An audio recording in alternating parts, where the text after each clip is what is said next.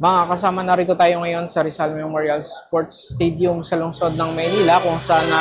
sa mga sandaling ito ay magsisimula na ang boxing for a cause ng Philippine National Police at ang main event dito ay ang laban ni PNP Chief General Nicolas Torre III at ni Davao City Acting Mayor Baste Duterte at bago yan ay may 5 undercards na magbabakbakan